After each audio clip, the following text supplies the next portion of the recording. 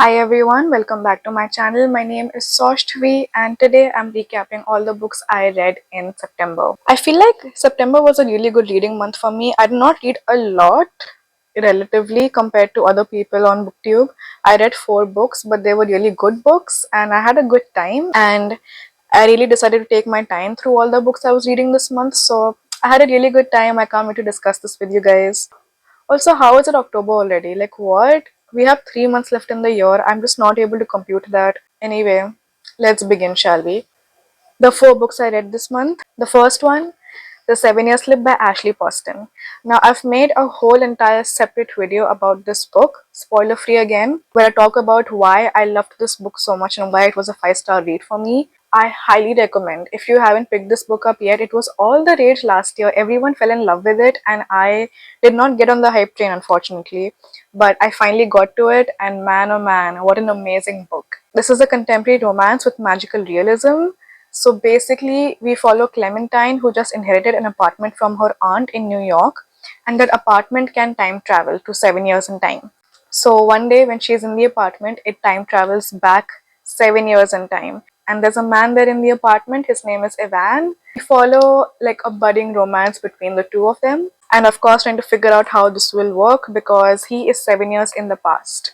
What a fantastic book. Oh my god.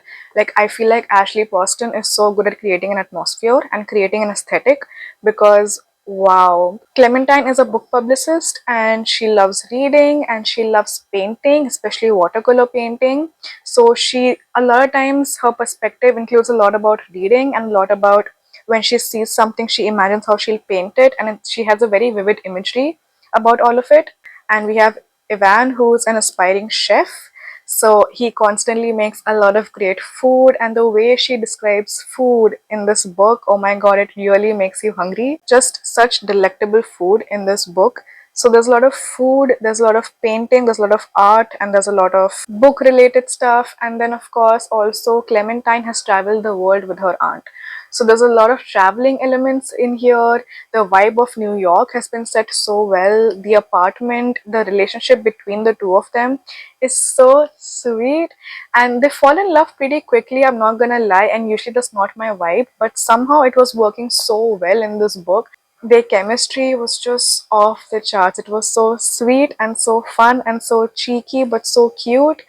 Like, genuinely, I loved them, loved the sense of humor in this book. There's a lot of friendships that are shown in this book as well, and so well done once again. Like I said, it's a very atmospheric read. I feel like she's so good at putting you right there in their heads and in their environment. You instantly feel like you're there in New York and you're there in their apartment and you're eating the food with them.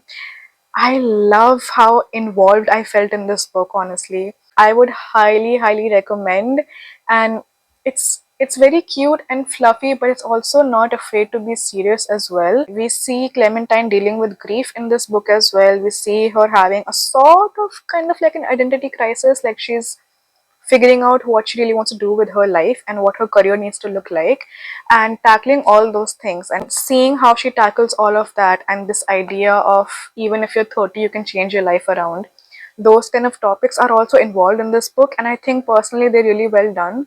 So yeah, I would highly recommend this book, honestly. Like, if you like books that romanticize life, you should definitely pick this up because it was amazing. And the next book I want to talk about is Rebecca by Daphne du Maurier. At least that's how I think it's pronounced. I have no clue, to be honest. Rebecca is a 20th century classic gothic novel. I wanted to read this for 2 reasons. First reason being, I wanted to get back to reading classics this year. I read them a lot when I was in school, but I kind of lost touch with them for a myriad of reasons. But I wanted to dive back into them this year, so I picked this up and I found it.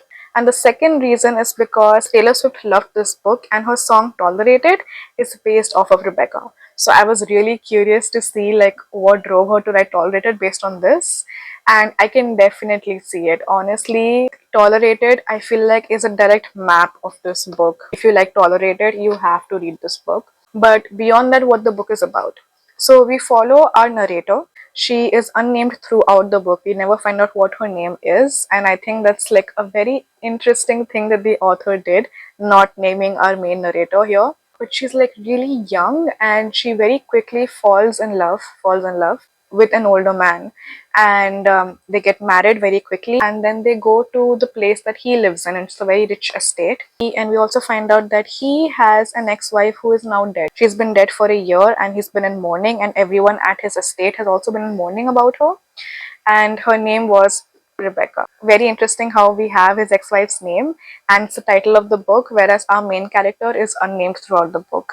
And the perception we have of Rebecca is that she was the life of the party and everyone loved her and everyone adored her, and that the guy that she's married to, Maxim, was absolutely and utterly in love with Rebecca. So she goes there and now she's suffering through two things. One is struggling to feel loved by Maxim because she thinks she's so much younger and he looks at her like she's a naive little child and almost like she's a pet. And the other thing is she constantly compares herself to Rebecca. Like everything around this estate of theirs, this house of theirs, reminds her of Rebecca because everything over there still runs according to how Rebecca would run it. And everyone still talks about Rebecca. And she constantly keeps thinking if everyone is comparing her to Rebecca, if Maxim is comparing her to Rebecca. So essentially, it's a tale of neglectful love. That's what this is. And I think that's what we also get from Tolerated. Yeah, I feel like it's beautifully captured what neglect in love can look like. I personally feel like the first half of the book was really engaging. I loved it. Again, very atmospheric as well. Very fall vibes, gothic vibes, all that. You really feel it in the atmosphere, the way the book is written. The second half though really slows down. I personally feel like it really drags on. And one of the major reasons I think so is because in the first half you start seeing how she has a habit of daydreaming too much and making up scenarios in her head, which might or might not be true, but she definitely overthinks a lot. Like the smallest thing could happen and she'd be like, oh, is that how Rebecca did it? Is that how they did it? Is that what everyone looks at me? And she goes on to an entire daydream about what people might be thinking and how this might turn out and what things might be looking like from their perspective. And she has a pattern of thinking like that constantly. So while in the first half it's really interesting to read about, in the second half it starts getting very repetitive, and after a point I'm just like, I think the story needs to be wrapped up. We get the point, you know. So it really slows down. And then the climax, of course, was interesting. There is a certain kind of twist you expect in the book, and I knew what the twist would be, but the way it played out was really weird to me, to be honest. It just felt out of place to me personally, but the ending, however, I did enjoy. Yeah, overall, I feel like I did like this book. It's a good one-time read, especially if you're curious about a book like this and if you're curious about where Tolerated came from. I think you should definitely give it a chance. Definitely very well written, but yeah, it slows down a lot and things get repetitive after a point. The next book I want to talk about is another very atmospheric read. I don't know what is up with this month. Every book I've been reading this month has been so good at creating an ambience. I'm just really happy. I'm just really happy about that. But the next book I read was If We Were Villains by Emil Rio. Another really great book, honestly. So this is Dark Academia, and it's a Dark Academia mystery. So we follow 7 students, okay, and they are basically students at this conservatory, this artist conservatory, which is very intense and very Shakespeare focused. It's 4 years of schooling where they just worked to the grind in becoming the best actors, theater actors that they can. So there's a lot of heavy involvement of Shakespeare, like actual direct quotes from the Shakespearean texts. But I don't think it feels confusing and difficult to understand, especially if you are familiar with some of his works. But that is something to keep in mind if you're curious about this book. Now, what happens is when these 7 students are there in their final year of schooling, one of the students ends up dying and possibly murdered. And now we're just trying to figure out who killed that one student. It also heavily focuses a lot about how all 7 of them have like a typical character that they play and a typical personality that they have. Like one is like a temptress, one is a hero, one is a villain. That's the kind of persona they put out on the stage, and that also bleeds into their personalities in real life. And somewhere the lines get blurry, and maybe there is more to them than what meets the eye. Again, very interesting concept. I must say, however, even though it's marketed as like a dark academia mystery, even from what's written on the back of it, we're not really focusing on the mystery so much. Like we're not hell-bent on solving what happened to him and figuring out what really went down and stuff like that. That's not how it's played out. It really feels like you're just going through their entire year and the mystery gets resolved on its own. That's the kind of vibe it is. So just keep that in mind if you're thinking of this as like a mystery and this sleuthing. That's not what's happening here. Beyond that, I must say, I've seen a lot of people say about how these kids come across as pretentious because they're always like quoting Shakespeare and talking in terms of Shakespeare and being dramatic about it. I personally felt like I related to that a lot. I am a dancer, I'm a professional dancer, I still work in dance. I've been in an environment where when I was training in dance, I would be with my batchmates and I would be consumed in an environment that was completely about dance. I would be spending 10 plus hours, 12 plus hours surrounded by those very people and our concepts of dance. That is all. So you essentially just have, you essentially just very out of touch with the outside world. Artists are a little bit eccentric that way. They really get consumed by their craft. So you would constantly be making inside jokes through our craft and about our craft, and all we talk about was our craft, and we'd be dramatic about it as well. So honestly, I found myself relating to a lot of their experiences with each other and in terms of their relationship with the stage and with their art and with Shakespeare. I found myself relating to it a lot. I found myself relating to it a lot. So I honestly think like if you're an artist and if you're someone who performs on stage, you would really enjoy diving into their heads in this book as well. But coming to what I really thought of it, I quite enjoyed it. I really did like it. I loved the ambience, like I said, it put me in.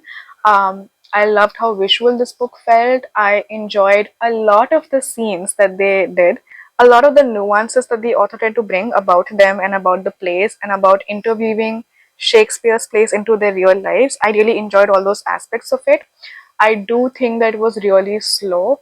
And once again, I think that came about because of the perspective I had. Like I said, it's been marketed as like a mystery that they're trying to solve or trying to get to the end of. But it's not written like that. It's not, there's no sleuthing happening. There's no constant question and answer about what really happened and what went down. We're just following their lives.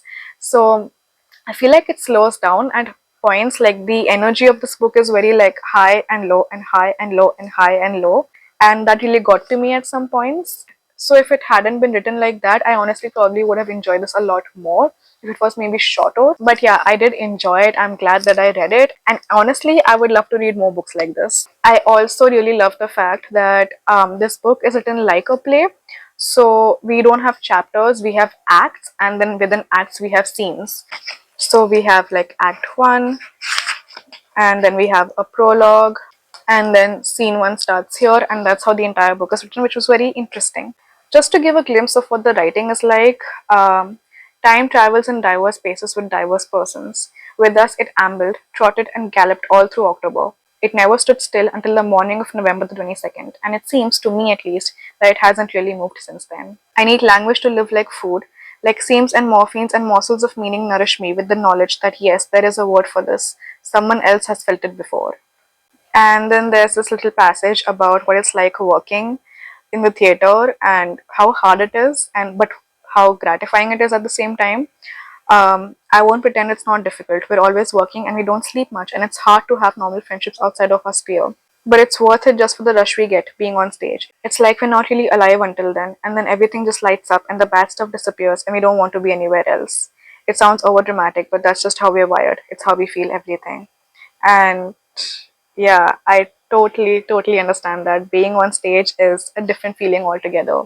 Being on stage is a feeling that I don't think I can ever compare to anything else. So yeah. And the last book I read this month was Funny Story by Emily Henry. I finally got to it. I've been really curious about this one. I've heard nice things, but also not nice things. But for the most part, people love this, and I loved Happy Place. I read this earlier this year in January. Loved it so much. So I was really excited to get to Funny Story, and I'm glad I did. It was really sweet. It was really nice. I feel like it was like a nice middle ground contemporary romance book is what this was. I don't think it beats Happy Place. Happy Place was just another level, and this unfortunately does not meet that mark. But it was still nice, it was still fun. I feel like Emily Henry is one of the best at creating settings and creating summer. But what the book is about, we have Daphne who is about to get married to her fiance Peter. But Peter has a best friend named Petra, and he falls in love with Petra and decides to end their engagement. And then Petra was also dating a guy named Miles. So when all of this goes down, Daphne decides to move in with Miles. So she decides to move in with her ex-fiance's now fiance's ex-fiance, and we follow a romance between Daphne and Miles. It's marketed a little bit like fake dating. Like the back of it talks about how um, one day they're drunk and sad about the fact that their ex-fiancés are now together, and they decide to like start posting pictures on Instagram to make them jealous and fake date on their Instagram to make them jealous. That's what it looks like from the back of it. But they post like maybe one photo or two photos throughout the book. It's not really like fake dating in the way. Like they do run into them at certain points in the book, and then they like kiss and like try to like fake their relationship. But it's not like fake dating the way fake dating books are. It's not like that. It's mostly them bonding and becoming friends and then falling in love. Like I said, Emily Henry is so good at providing a setting. She's so good at giving summer vibes and island vibes and beach vibes, creating small moments that matter so much, and creating found family. And she's very good at creating activities like thing like little joys, like going to the beach and maybe painting together and making food together and going to a farmer's market. Like she's very good at creating joy in these little moments, which is something that I love reading about. And that's honestly also exactly what the 7 year slip feels like. But anyway, back to funny story. I feel like it was really good. The romance between them was also really nice. But however, like I've talked about this before, I personally prefer the kind of romances which make me feel some kind of spark and some kind of tension and some kind of passion. And that's not what their romance is like. I definitely prefer the romance of Happy Place over this one, but it was still really sweet, and I feel like they really connected well, which was nice. I think it would have been rated higher if it wasn't this long. I think one problem with Emily Henry is, which I've also faced in Happy Place, is that she extends her story more than it needs to be. In the last 100 to 150 pages is where she really drags out the story, and there's never a need for it to be dragged out that much, but she does it anyway. Because as much as I enjoy the activities that she creates, after a point it's like, I think we've had enough. Like we don't need this many. It's a contemporary, it's a romance. The books don't need to be this long because the story feels draggy, because there's not much to be done in terms of like the arc of a plot. So the same problem is what I faced here. The last 150 pages, I was like, we can end it. We can start wrapping up. We can come to a third act right now instead of later. So yeah, were it to be shorter, it would have left a bigger impact on me. But this last 150 pages, I was like, God, please wrap it up. Like, why is it so long? It's not needed, especially when the romance is not hitting me as much as it could have, as the potential was. But one thing I really had fun with was the fact that I know a lot of people have fan casted Dylan O'Brien as Miles for this book. So I went into the book picturing Dylan O'Brien as Miles, and Dylan O'Brien is like my #1 crush ever. So it was great that way. Like really good. Like I loved it. Which also, I really feel like the kind of story this is, I think it's the kind of story that will play out better in a movie as opposed to a book. And I know that sounds weird, but if you read the book, you know the way she builds character moments between Daphne and Miles and between Daphne and her friends and the activities that they do. I think they would play out wonderfully in a movie on screen. I can imagine like montages of them hanging out and doing things and stuff like that. So yeah, I'm looking forward to watching the movie of this one because I feel like the movie can have a lot of potential if it's done right. I also just quickly really want to read out some quotes that I really liked in this book. There is this one that I personally felt like I relate to a lot, where Miles says, I know it's a cliche, but being on the water always does feel like what I imagine church is for some people. And that really resonated with me. This is a paragraph from the book. The late night binge watching the X-Files on the couch they picked out together. The early mornings making toast while they're still too tired to speak. The kids who will earn their first cars in the backyard and badly practice instruments at inconvenient times. And the way their favorite candle scent will gradually infuse the walls so that every time they come back from a trip exhausted and dump their bags inside the door, they'll smell that they're where they belong. All those moments through the days, weeks, months that don't get marked on calendars with hand-drawn stars or little stickers. Those are the moments that make a life. Not grand gestures, but mundane details that over time accumulate until you have a home instead of a house. The things that matter, the things I can't stop longing for. Like, this is what I mean when I say she's really good at creating a setting and an ambience. So yeah, those are all the books I read in September.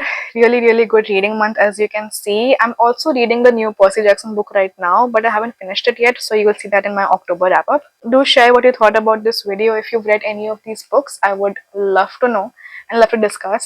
And maybe what books you've read this month. you can share with me. I'd love to find new books to read as well. That's all I have to share. Really good reading month. I would recommend literally all of these books. Follow me on Instagram, linked below. Like, share, subscribe, and comment on this video. And I will see you guys next time. Thanks for watching.